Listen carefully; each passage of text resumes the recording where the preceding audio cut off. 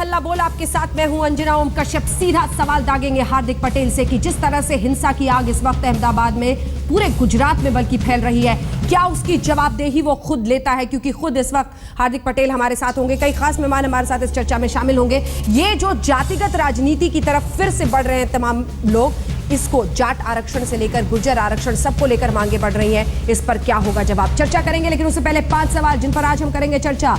आरक्षण के लिए हार्दिक जैसा हिंसा का रास्ता क्या कहीं से भी जायज ठहरा सकता है? क्या गुजरात से दूसरे राज्यों में भी आरक्षण की आग इसी तरह से भड़केगी, फैलेगी? गुजरात के अलावा जाट आरक्षण के लिए भी जाट सेना बनाई जा रही है।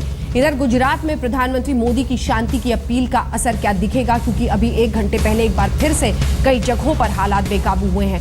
क्या आरक्षण आंदोलन से निपटने में गुजरात सरकार नाकाम रही है? पहले से आपको पता ही नहीं था कि हार्दिक पटेल किस तरह की आग लेकर घूम रहा है, किस तरह से लोगों को इकट्ठा कर रहा है, भड़का रहा है?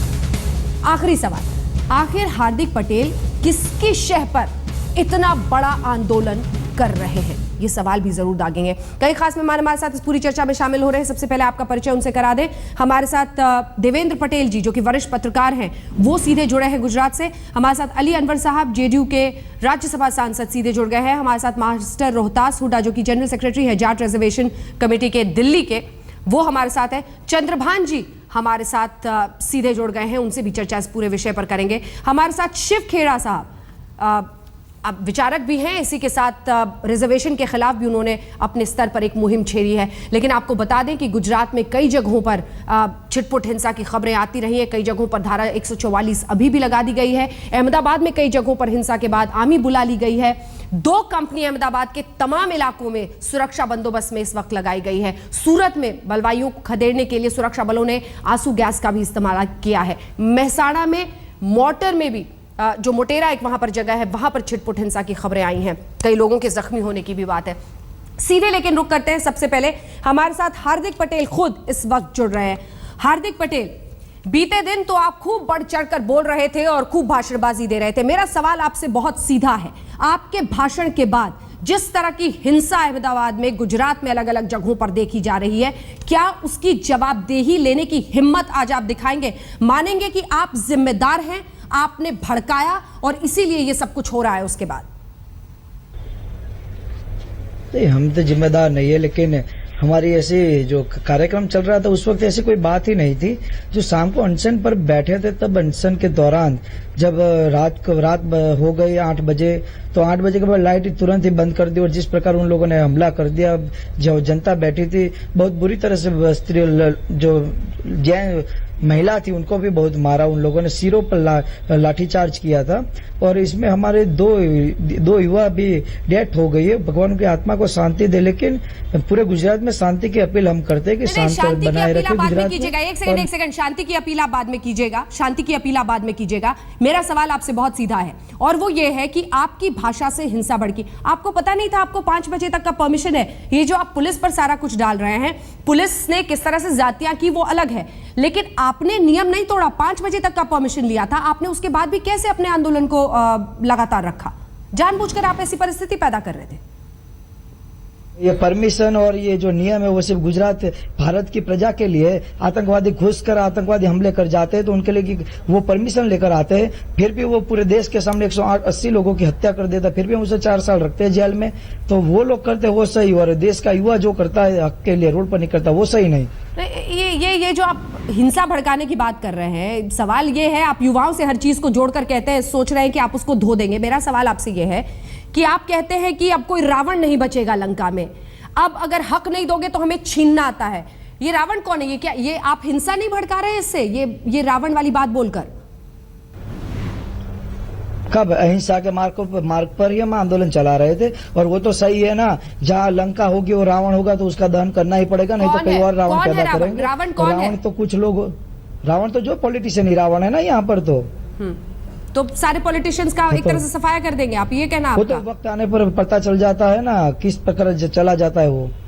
ये तो अब इस तरह की भाषा ही तो सबसे बड़ी दिक्कत है आपकी, क्योंकि आप कहते भी हैं, नहीं भी कहते हैं, डरते भी हैं कई बार लगता है, लेकिन फिर बोलने की भी कोशिश करते हैं, भड़काते हैं। अरविंद केजरीवाल से कहा जा रहा है कि आप नजदीक है, सच है? फोटोग्राफ्स आपकी बहुत सारी। अरविंद केजरीवाल, नॉट अरविंद केजरीवाल। नहीं, अरविंद केजरीवाल, मैं अरविंद केजरीवाल को जानता भी नहीं, वो दिल्ली में राजनीति करता है, यहाँ गुजरात में उसकी क्या जरूरत है। यहाँ पर तो युवा के हक की बात है, केजरीवाल या कुछ नीतीश कुमार की बात नहीं। नीतीश कुमार तो पाटीदार, इसलिए उसकी बात कर रहे हैं हम। चंद्रबाबू पाटीदार, इसलिए केजरीवाल पाटीदार होता तो उसकी भी हम बात करते। चलिए ठीक है, आप ये बताइए, ये जो आप बंदूक कंधे पर रखकर, कभी हाथ में रिवॉल्वर लेकर, कभी तलवार खींचकर, ये सब जो आप फोटो दिखाते हैं, ये क्या बताता है? आप हिंसा को बढ़ावा देना चाहते हैं।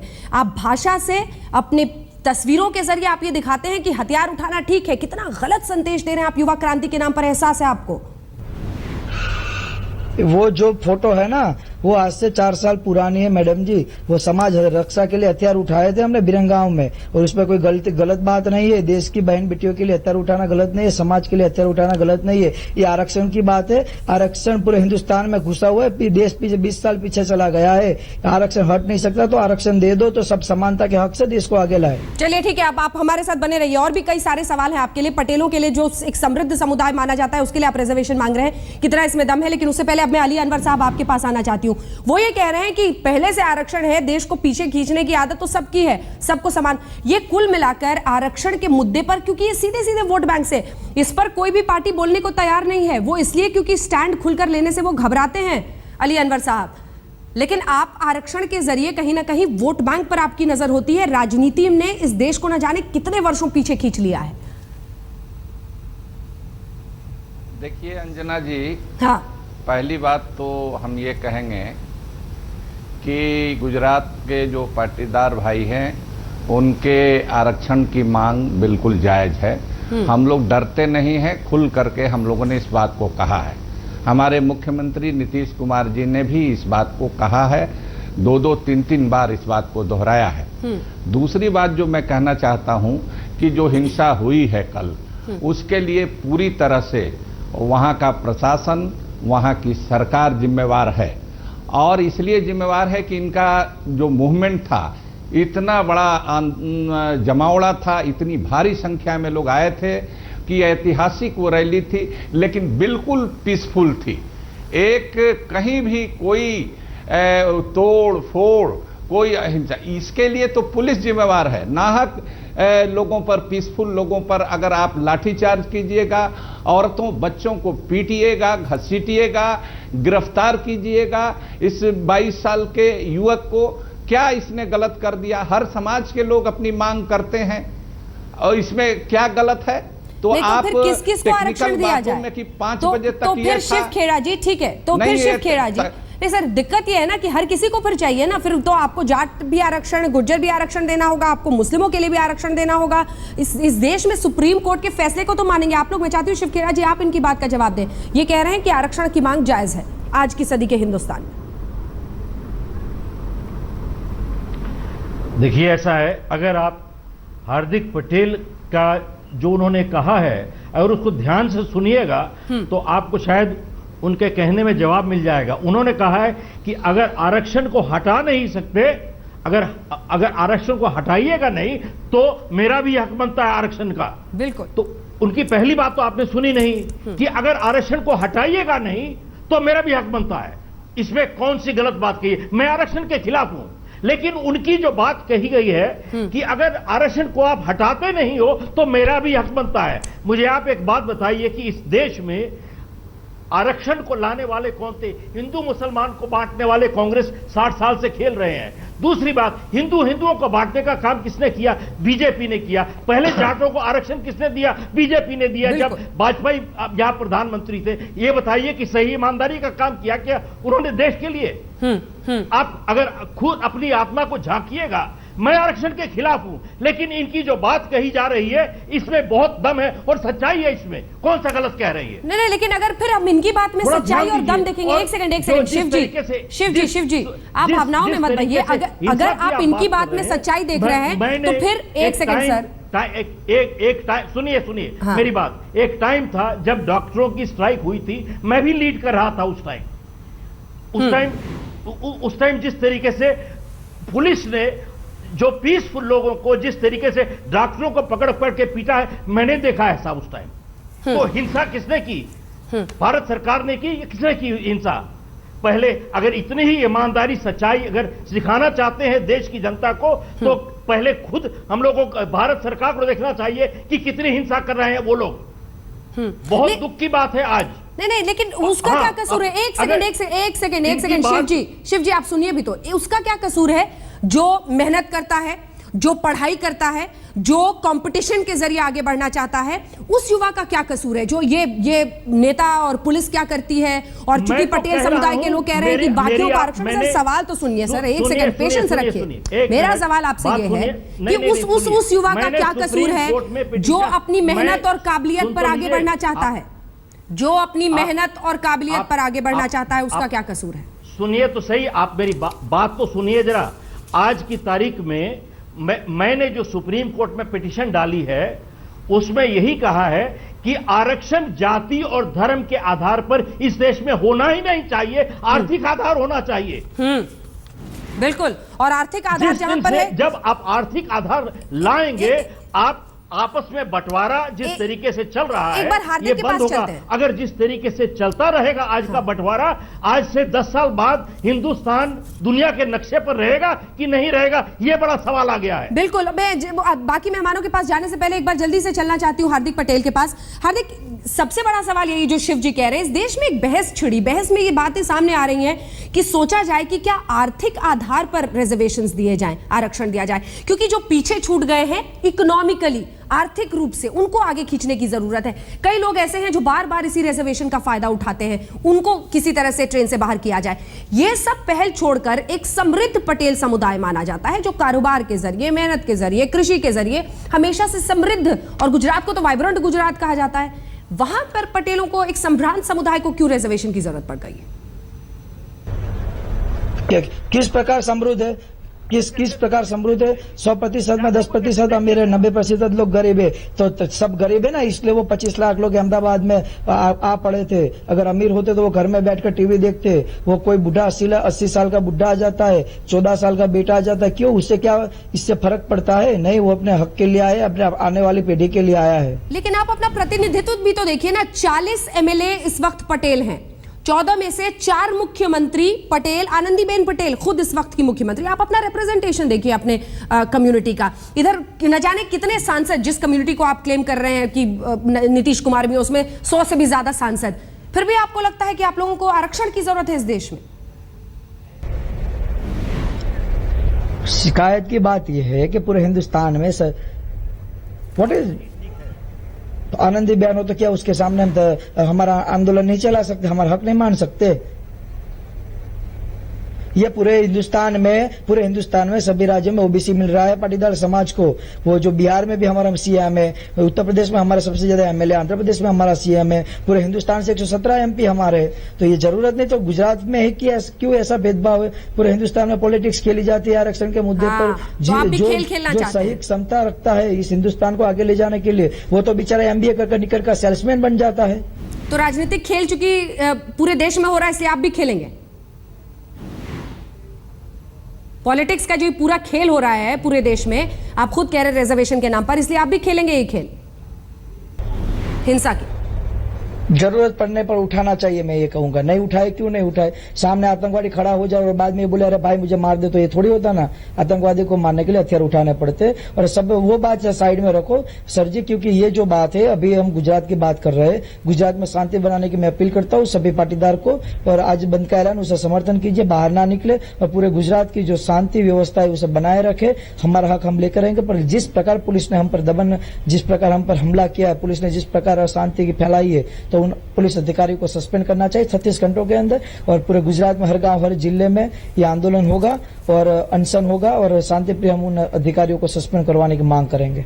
वैसे कल से और आज में आपकी भाषा बदल चुकी है काफी हद तक। जिस तरह से कल आप भड़का रहे थे, उम्मीद यही होगी कि कम से कम अब संभल जाएं और ये समझ जाएं कि ये रास्ता नहीं है, हिंसा का रास्ता लोकतंत्र में नहीं चलता है। हमारे साथ कई अन्य मेहमान, मैं आपके पास भी आ रही हूँ सर, उससे पहले मैं एक बार देवेंद्र पटेल जी के पास सीधे जाना चाहती हूँ। देवेंद्र जी, गुजरात की परिधि में ये पूरा मामला आपसे समझना चाहते हैं। इतना तो तय है कि एक सवाल जो सबसे ज्यादा महत्वपूर्ण है, आनंदीबेन पटेल को अंदाजा ही नहीं था कि किस तरह के हालात पैदा हो सकते हैं। वो जानती नहीं थी कि हार्दिक पटेल लाखों लोगों के साथ पहुंच रहे हैं, और जिस तरह के दमखम से वो दिख रहे थे और जिस तेवर में दिख रहे थे, पुलिस कह रही थी कि आप मेमोरेंडम यही दे दीजिए, उनका नहीं, हम मार्च करके जाएंगे, रैली करके जाएंगे। नाकाम रही गुजरात सरकार क्या इसको संभालने में? देखिए, ये आंदोलन करीब 2 महीने से चल रहा है और जिस तरह से ये आंदोलन चलता रहा, हाँ। तो 2 महीने तक ऐसी कोई हिंसा की वारदात नहीं हुई। इस गुजरात पहले से एक शांतिप्रिय रहा है, लेकिन जब जब एजिटेशन हुआ है तो कुछ न कुछ वायलेंस इसमें जुड़ जाता है। लेकिन इसके लिए ना ही तो हार्दिक पटेल रिस्पॉन्सिबल है, ना ही तो कोई पाटीदार रिस्पॉन्सिबल है। कल भी करीब 8 से 10 लाख लोग जीएमडीसी के ग्राउंड पर आए थे। हाँ। 2 दिन पहले से वो लोग गुजरात में, अहमदाबाद में आने की उन लोगों ने शुरुआत कर दी थी। वो गुजरात में से पूरे अलग अलग एरिया से आगे अहमदाबाद में आए, कोई भी प्रॉब्लम नहीं था। हाँ। गुजरात सरकार ने भी पूरा कोऑपरेशन दिया था। हाँ। कि उन्होंने टोल टैक्स फ्री कर दिया, जीएमडीसी का ग्राउंड भी कर दिया, पुलिस भी उनके मदद में कर दी। लेकिन अगर एक मिस्टेक सरकार ने कर दी, हाँ। उसको डिटेन कर दिया, उसके मतलब कि उसका एक रिएक्शन आ गया। ये तो हमेशा यही बात होती है। ठीक है, लेकिन ये डिटेन कर लिया, एक्शन रिएक्शन, ये तमाम सवाल बहुत गंभीर हैं, जिसको सिर्फ बोल देने से उसका नहीं बजा। हार्दिक पटेल भी हमारे साथ जुड़े हुए हैं। आरक्षण युद्ध पर हमारी ये बहस जारी है। सभी खास मेहमान हमारे साथ बने हुए हैं जिनसे हम चर्चा कर रहे हैं। आरक्षण के लिए हार्दिक पटेल जैसे जो आंदोलन है, क्या वो जायज है, ये सवाल हमने पूछा है। 41% इसमें हाँ जवाब दे रहे हैं, जबकि 59% नहीं। ये जवाब भी अपने आप में कई सारे सवाल खड़े करता है। बहरहाल एक ब्रेक के लिए हम रुक रहे हैं, लेकिन सभी खास मेहमान एक बार फिर से आपको दिखा दें और इसके साथ ये भी बता दें कि हार्दिक पटेल साहब जब लौटेंगे तो आपसे ये भी पूछेंगे कि ये जो आरक्षण की बात आप बार बार कर रहे हैं, ये अपने आप में एक ऐसा आइडिया है, एक ऐसा तरीका है जो बैसाखी पर देश को आगे ले जाने की। आप युवाओं को चाहते हैं कि वो अपंग महसूस करके आरक्षण की बैसाखी पर आगे बढ़े। आरक्षण युद्ध, ये सवाल इसलिए क्योंकि हार्दिक पटेल ने एक आंदोलन की शुरुआत की। बीते दिन खूब जोश में भाषण देते नजर आए, लेकिन शाम 5 बजे तक ही इजाजत थी, जिसके बाद पुलिस की ज्यादतियों की भी खबर आई कई जगहों पर। लाठीचार्ज इस तरह से बेरहमी से, जिसके बाद मामला बढ़ता चला गया, हिंसक झड़पें, और उसके बाद सवाल यह कि आनंदीबेन पटेल की सरकार क्या पूरी तरह से तैयार नहीं थी, और दूसरा सबसे बड़ा सुलगता सवाल कि क्या हार्दिक पटेल एक जवाबदेह और जिम्मेदार नेता के रूप में सामने नहीं आए, क्योंकि जिस तरह की हिंसा झड़पी है उसको लेकर गंभीर सवाल खड़े हो रहे हैं। सभी खास मेहमान हमारे साथ बने हुए हैं। चर्चा की जल्दी से शुरुआत करते हैं। हार्दिक पटेल, मुझे लगता है कि अब जो भावना लोगों में आ रही है वो ये है कि आप दिशाहीन दिख रहे हैं। आप सिर्फ आरक्षण के नाम पर लोगों को भड़का रहे हैं। आपको भी पता है कि सुप्रीम कोर्ट का क्या कहना है, 50% से ज्यादा हो नहीं सकता आरक्षण। आप दिशाहीन तरीके से, लक्ष्य क्या है आपका, आप करना क्या चाहते हैं? और सवाल यह है कि आप आरक्षण तो एक बैसाखी देकर आप आगे ले जाना चाहते हैं ना युवाओं को, ये आपका मकसद है। समाज का विकास हो, देश का विकास हो, देश महासत्ता के पावर तक पहुंचे, सहिष्णुता इस देश से निकल जानी चाहिए, समानता होनी चाहिए, सब लोग भाई बनकर रहे। ये जो वर्ग विग्रह हो रहा है ना पूरे हिंदुस्तान में, पूरे गुजरात में, वो नहीं होना चाहिए। एकजुट होकर इस देश का विकास कीजिए, वही हमारी सहिष्णुता है। मेरा सवाल आपसे सीधा है, ये बातें तो वो है जो आज आप कह रहे हैं, आप बार बार संदेश दे रहे हैं सुबह से। आपने अपनी भाषा से, अपनी बातों से हिंसा को भड़काया, व्यवस्था के खिलाफ लोगों की भावनाएं भड़काई। नहीं, हमने कहाँ फैलाई है? जो फैलाते उनसे तो ये सवाल भी नहीं होते। जो फैलाता हिंदू मुसलमान का तूफान करवा देते हैं, जो करवाते हैं वो तो आज 1985 में भी गुजरात में करवा दिया था। जब अच्छे काम करने के लिए निकलते हो तो उसे पूरी तरीके से उसे अलग मोड़ दे दिया जाता है। क्यों? क्योंकि उन लोगों को नुकसान हो रहा है। पॉलिटिक्स कोई एकजुट हो जाए इस देश में, वो इसे उन लोगों को पसंद नहीं। कौन फैला रहा है हिंसा? कौन हिंदू मुस्लिम के नाम पर कौन बांट रहा है? नाम लीजिए ना, आप डरते क्यों हैं? नहीं, ये तो वक्त बताया, वो तो सबको मालूम है, उसमें जाहिर करने की बात नहीं। और वो बात नहीं जो बात है गुजरात की बात कीजिए। घुमाइए मत, चेंज को टॉपिक आप चेंज कर रहे हैं साहब।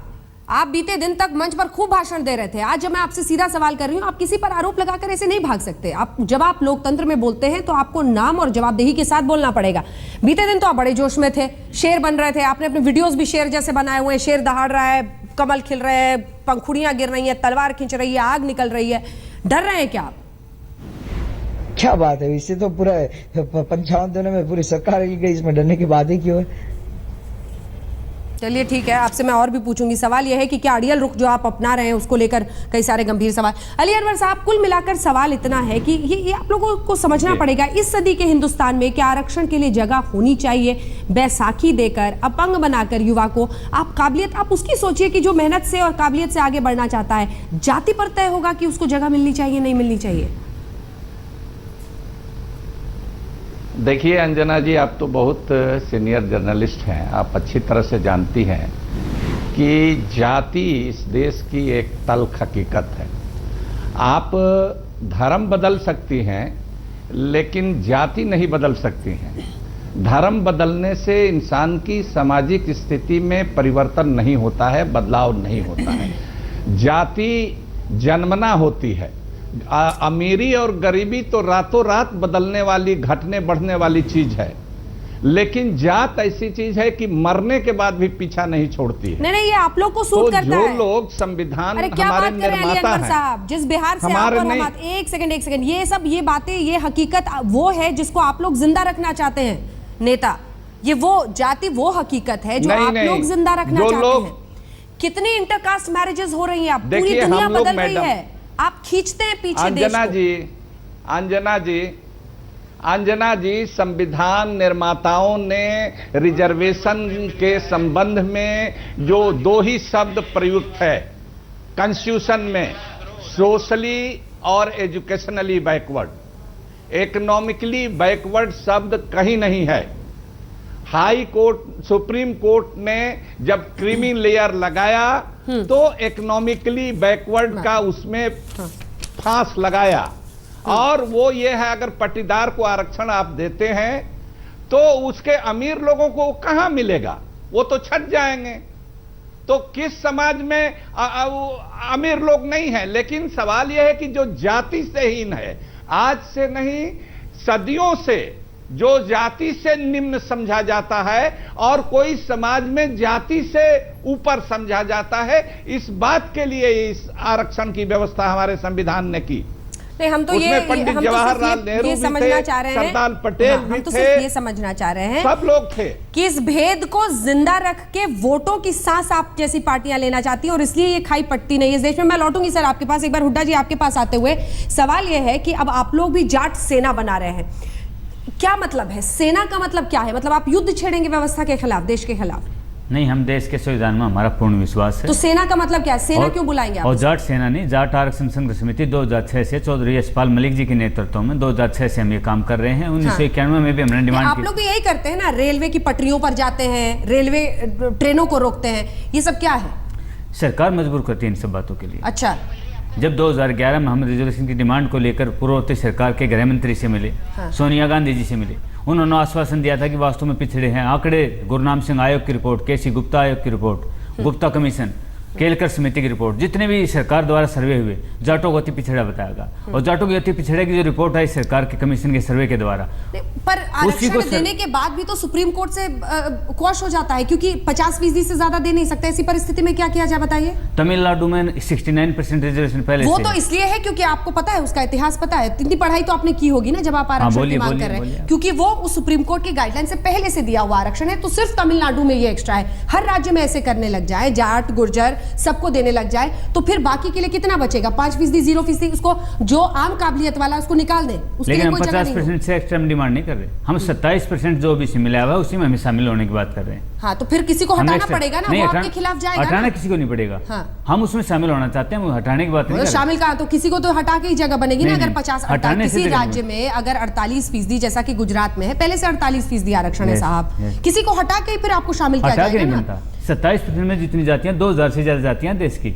ओबीसी में, और इसमें क्रीमी लेयर लागू है। मतलब आप कह रहे हैं कि सरकार कर सकती है, जानबूझ के जाटों के खिलाफ सरकार है, इसलिए आप ट्रेनों को रोकेंगे, आप हिंसा का रास्ता अपनाएंगे? नहीं, हम बिल्कुल शांतिपूर्ण प्रदर्शन करना चाहते हैं। सरकार हमें मजबूर करती है बार बार। तो आप मानते हैं कि पटेलों के भी मामले में सरकार जिम्मेदार है? बिल्कुल सरकार जिम्मेदार है पटेलों के मामले में भी। और हम पटेलों के साथ, पटेल समुदाय जो खेती बाड़ी से जुड़ा हुआ व्यक्ति है, और जो व्यक्ति आज देश में किसान खेती बाड़ी मजदूरी करता है वो पिछड़ा तो समाज नियम नहीं मानेंगे 5 बजे तक का, तो पुलिस वहां से हटाएगी, फिर क्या? फिर जो जातियां होती है फिर उसके लिए तो आप जवाब देंगे, क्योंकि वो तो कहेंगे हम तो नियम से चले। क्या है, आनंदीबेन पटेल को ये महसूस नहीं था कि 3-4 लाख लोगों की भीड़ वहां पर जुटेगी, क्योंकि जो पटेल समुदाय के विधायक बने हुए हैं गुजरात सरकार में, उन्होंने आनंदी पटेल को ये विश्वास दिला रखा था कि तो हवाई बातें हैं, आप ये अफवाहें कही जा सकती हैं कि पटेल ज्यादा भीड़ होने से 40 विधायक हैं, उन्होंने क्या कहा आनंदीबेन पटेल से नहीं कहा, लेकिन इतना तय है कि कम से कम जिस तरह की परिस्थितियां उभरी उसको सरकार पूरी तरह से उसके लिए तैयार नहीं थी। सरकार शिव आंदोलन खेड़ा जी, ये आपका वर्जन है, ये आपको लगता है। शिव खेड़ा जी, मेरा सवाल आपसे ये है कि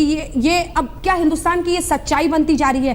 क्या कास्ट बेस्ड पॉलिटिक्स यानी जातिगत राजनीति जो है वो और भी उफान मारेगी? क्योंकि पटेल समुदाय ने जो वहां पर किया है, वैसे ही जाट गुर्जर, अब बाकायदा जाट सेना बनाई जा रही है, रिक्रूटमेंट हो रहा है उसके लिए, फिर तो स्थिति बेकाबू हो सकती है देश में। आप बिल्कुल सही कह रही हैं, और बात यह है कि जाति के आधार पर राजनीति तो पिछले 60 साल से चल ही रही है, और आज सिर्फ जातिवाद ही नहीं बल्कि गोत्रवाद भी शुरू हो चुका है। और गोत्रवाद के अलावा छोड़िए, उसके अलावा आज ओबीसी की समस्या नहीं है, आज एमबीसीबी की समस्या है, मोस्ट बैकवर्ड ऑल्सो। आप देखिए बिहार में वैश्य समाज को बैकवर्ड गिना जाता है, बाकी प्रांतों में उनको फॉरवर्ड गिना जाता है।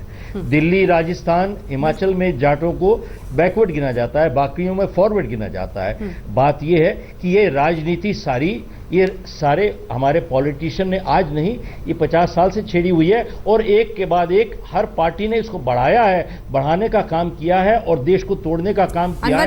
मेरे हिसाब से सरासर गद्दारी की है आज तक।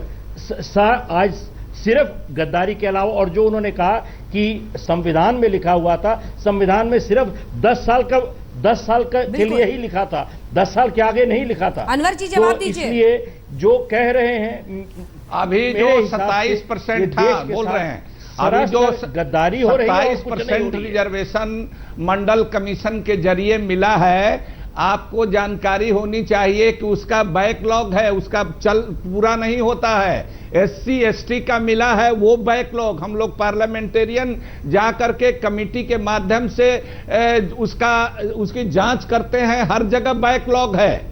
तो वो और दूसरी चीज की 27% रिजर्वेशन के बाद भी, मंडल कमीशन के बाद भी कई जातियां राज्यों से लेकर केंद्र तक रिजर्वेशन के दायरे में आई हैं, संख्या उनकी बढ़ रही है, उनका दायरा नहीं बढ़ा। इसीलिए अब समय आ गया है कि पूरे मामले पर फिर से विचार किया जाए। यह जो 50% रिजर्वेशन की बात है, ये कोई ब्रह्मलेख नहीं है, ये कुरान और गीता का वाक्य नहीं है, इसमें संशोधन होना चाहिए। और जो सर्वोच्च है, इस देश में एक ही अदालत है अली अनवर जी, जो सर्वोच्च है।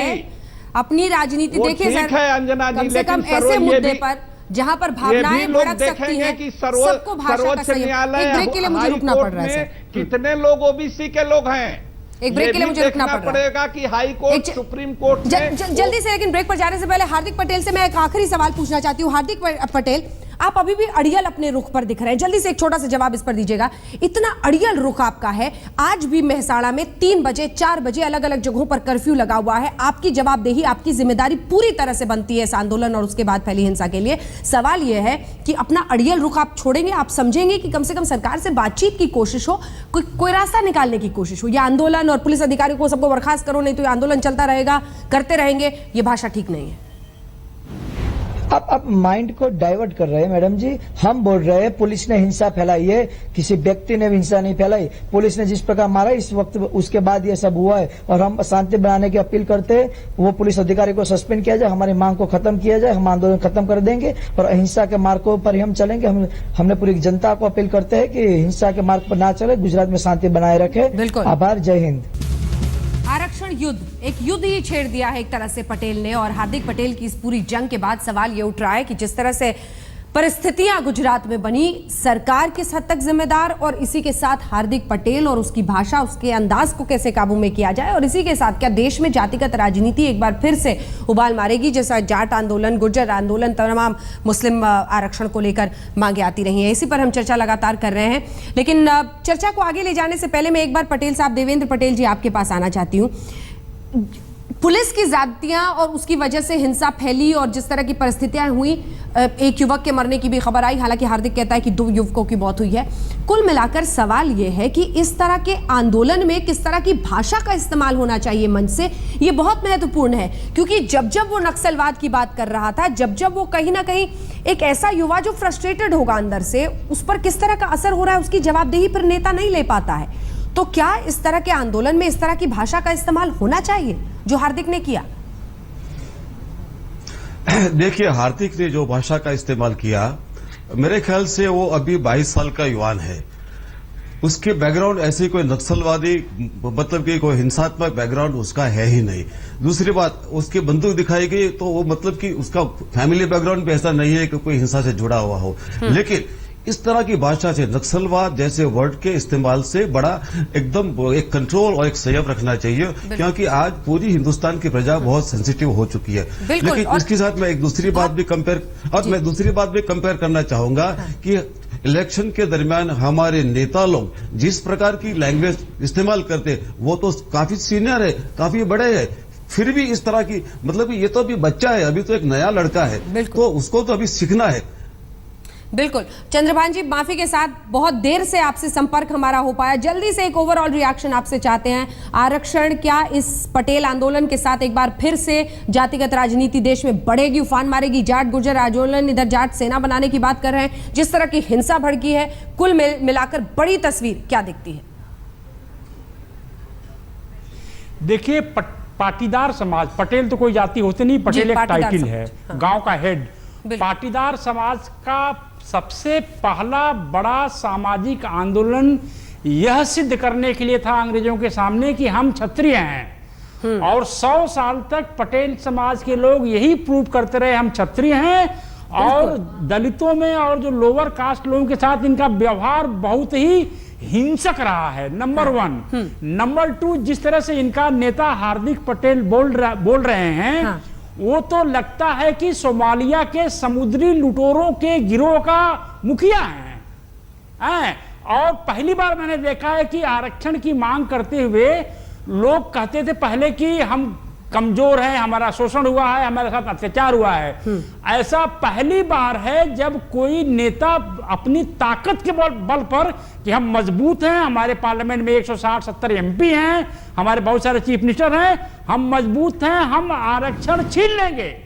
वक्त की कमी है, लेकिन जो नजरिया आपने दिखाया है चंद्रभान जी, उसी के साथ इस चर्चा का अंत करेंगे। एक वो वक्त था जब दयातियां सामने आती थी ये कहने के लिए, प्रूव करने के लिए कि हम आगे हैं और बहुत अग्रेसिव हैं और बहुत आगे निकले हुए हैं, और एक ये दौर है जब बंदूक की ताकत पर सांसदों के इन बात कह के, संख्या दिखाकर विधायकों की आरक्षण की मांग की जा रही है। ये खिलवाड़ नहीं है भविष्य के साथ तो क्या है? ये खिलवाड़ नहीं है युवाओं की काबिलियत के साथ और मेहनत के साथ तो क्या है? आप देखते रहिए आज तक।